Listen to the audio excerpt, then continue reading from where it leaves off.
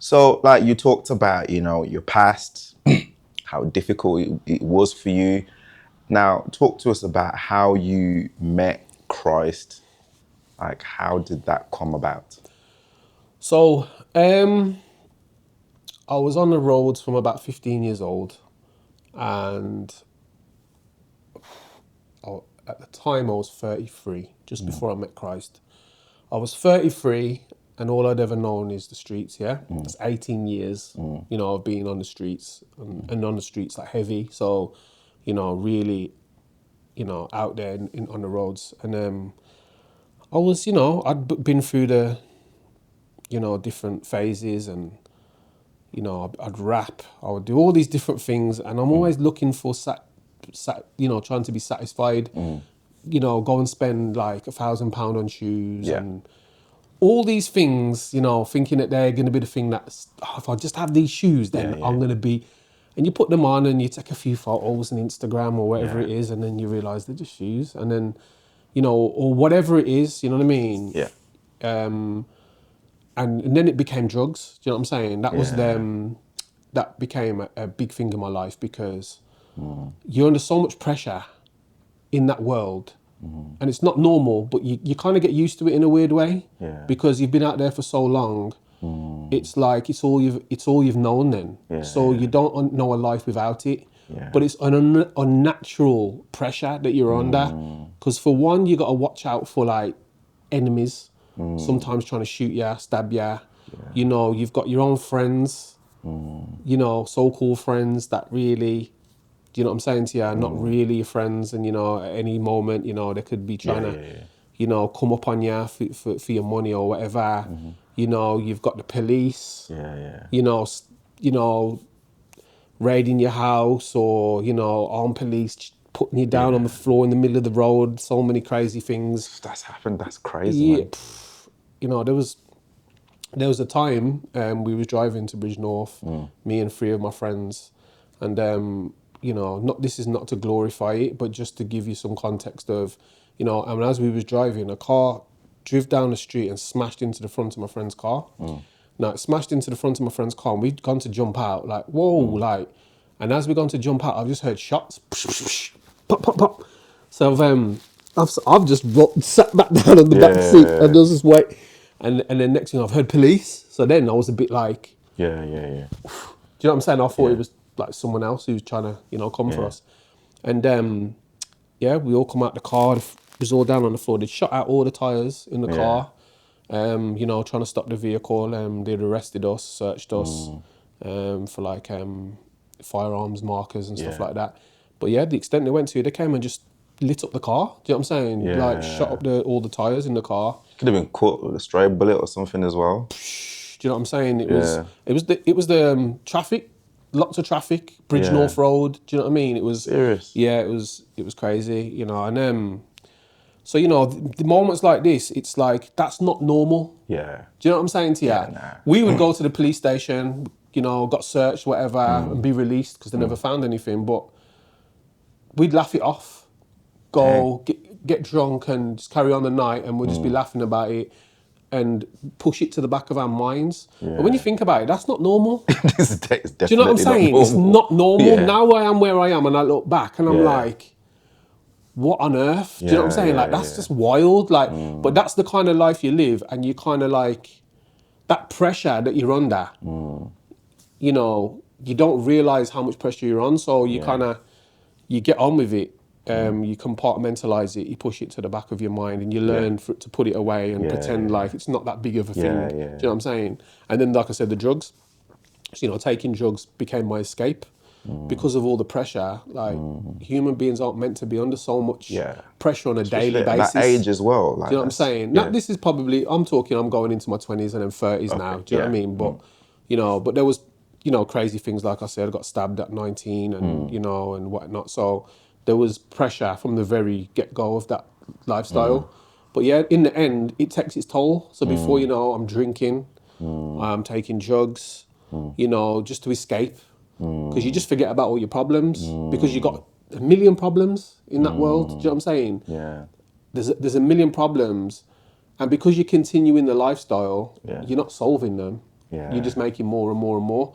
So in the end, you look to self-medicate. Yeah. And that's what I was doing. I was self-medicating by Yeah. getting high and that.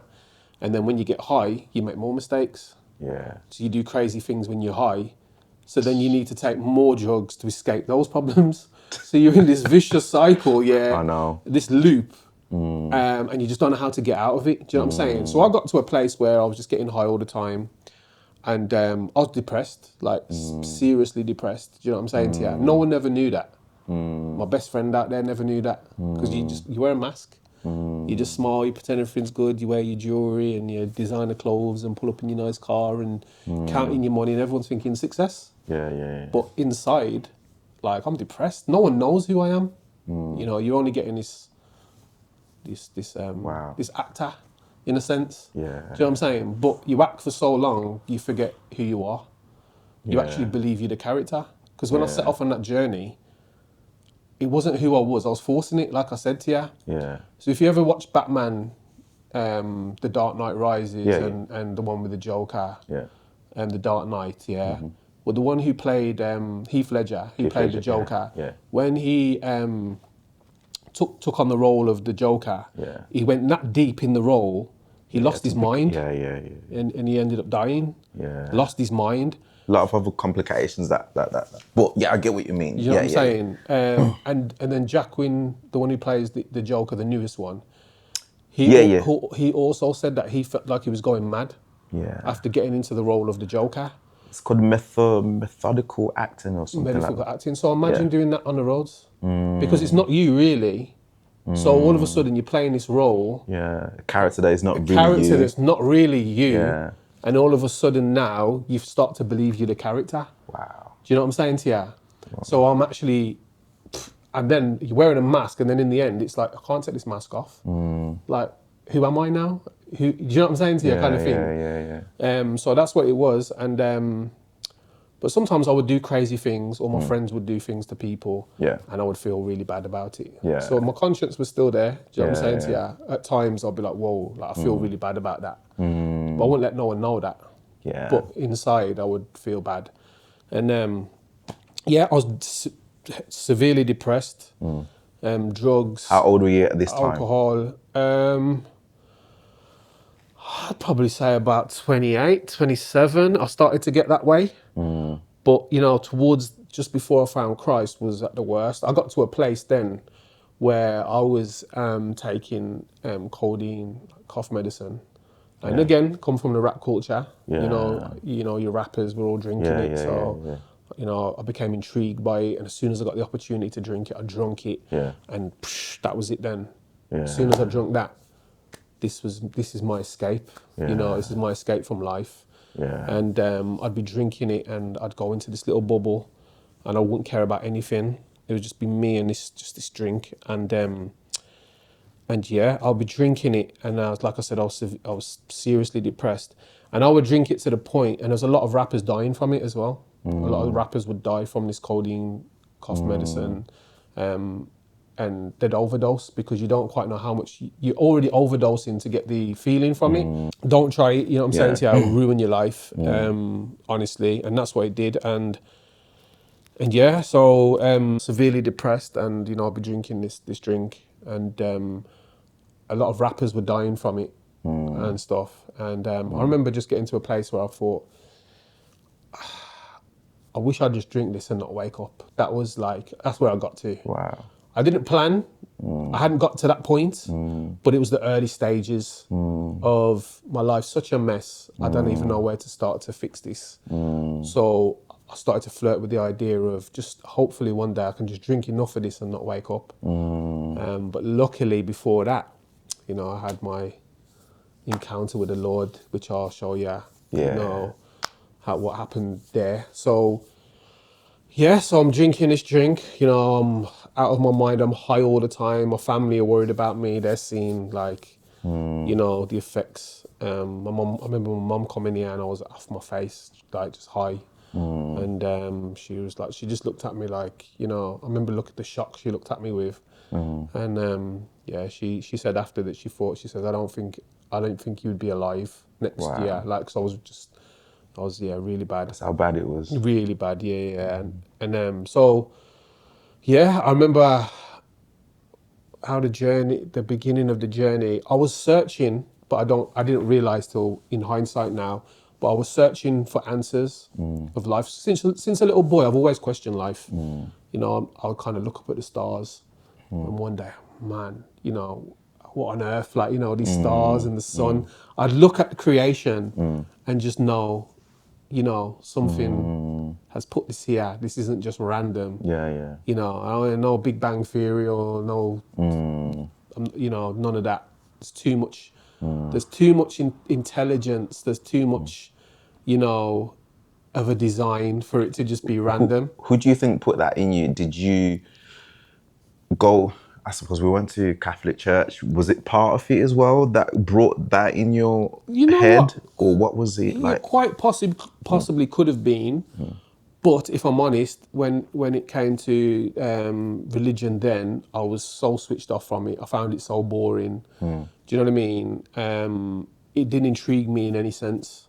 Going to Catholic schools, I just wasn't interested in hearing about the message. Yeah. I just wasn't ready to hear, probably. Right. Do you know what I'm saying? But could have triggered that. Yeah. What's, you know, the creation and stuff. It could have triggered that in me, and I've always. But I wanted answers as well, though. Yeah. Do you know what I mean? I wanted answers as a child. You know, I thought, what's purpose? You know, what's life? Like, what? I used to have this weird thing. I used to think I was in like a bit of a simulation. Yeah. So I'd think, is reality me and everyone else are like characters that aren't really conscious, just in my experience? I used to have all these weird. I used to have all these weird. You're the center thoughts. of the. Yeah, I'm the center of this Universe. human experience, and everyone else are not real. Yeah, and you know what I'm saying to you. So I'll be like, are they conscious? I know I'm conscious. Are they conscious? Yeah. I used to have all these weird thoughts. So I've always wondered about life and, you know, the truth of what life is and stuff. So, but yeah, as I went on in my journey, I got lost. So, you know, that question was kind of, you know, yeah. So then, anyway, I got to a place where I started to search. I remember this guy, a Jehovah's Witness, knocked on my door. Me and him got into a conversation, and then he'd come over to my house and we'd be doing Bible studies and that. But he'd come in and I was like monged. Do you know what I'm saying? I'd be high or I was on a come down. Yeah. So nothing was going in. Do you know what I'm saying? He'd be there like, and he's trying to win me over and that, and I'm just like out my face. Do you know what I'm saying to you? And he didn't realise. Yeah. But he was a good guy and he'd come back to the house. Yeah. And then he'd come back and I'd be out getting high and, you know, my missus would, he's not here, he's on drugs, he's taking drugs, and he's like, whoa, do you know what I'm saying to you? But he'd keep coming back and whatever. And then Mormons, and I'd be having combos with Mormons. I was just, you know, I was very intrigued, you know, by religion, spiritual things. Yeah. And just before I found Christ, I used to have this weird little ritual where I would be high, as always. You can see a lot of this story. I'm just high all the time, yeah. And so basically, I'd get high, and I would have crackers and cheese, yeah. Yeah. Like, you know, Jacob's crackers. Yeah. So I'd be high out my face, get home, have crackers and cheese, and I would listen to this guy. And I'm not even gonna name him because I don't even want anyone to listen to the guy because you know he's just a deceiver. But I'd listen to him and he was like a philosopher and he'd be telling you all these things of who God was or who God could be. He never gave you any answers. He'd say, "What if God was? What if the life was?" And there was all intriguing, but there was no answers. So I'd be high, eating my crackers and cheese, just listening to this guy on YouTube. Yeah, but he had this like mesmerizing voice as well. Do you know what I'm saying?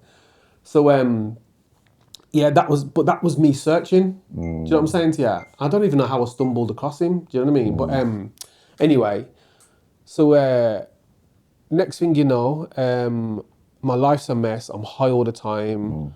I've got at this point, you know, I've got all my children and I'm not a dad in any sense of the word to any of them. You know, I'm just a waste of space, really, if truth be told. And I went boxing with one of my friends. My friend was a boxer.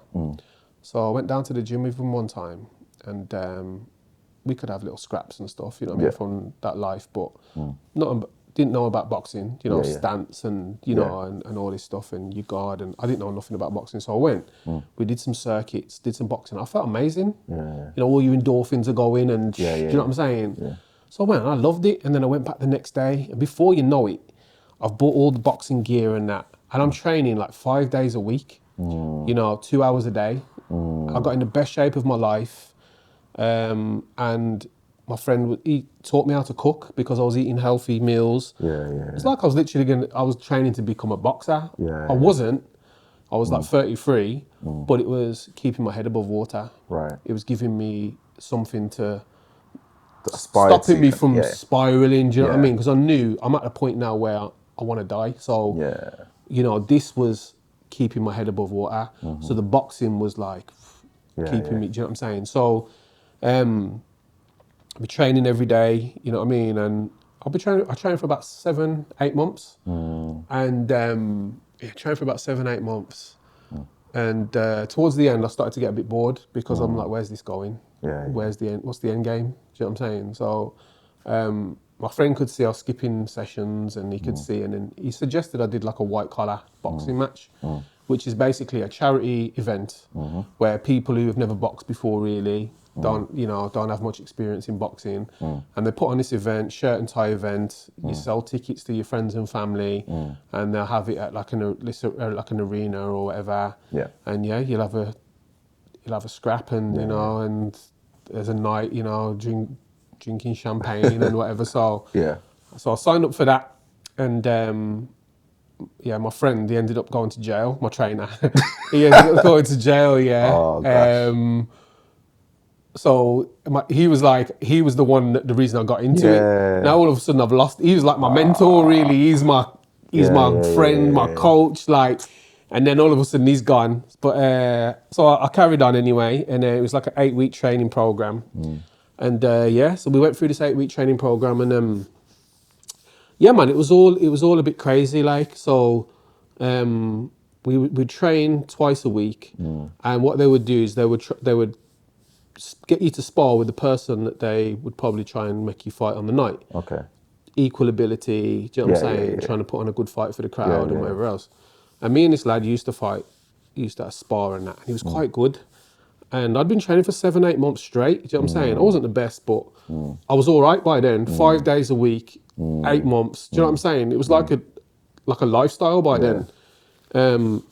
So I was fit, do you know what I mean? So I knew I was all right, but this guy used to be a bit handy, like, and I didn't want to fight him. I wanted to go, you know, give someone some lick, look good, and then off I go. Do you know what I'm saying? But he was quite handy, so I didn't really want to fight him. I didn't want a challenge. I just wanted to look good, kind of thing.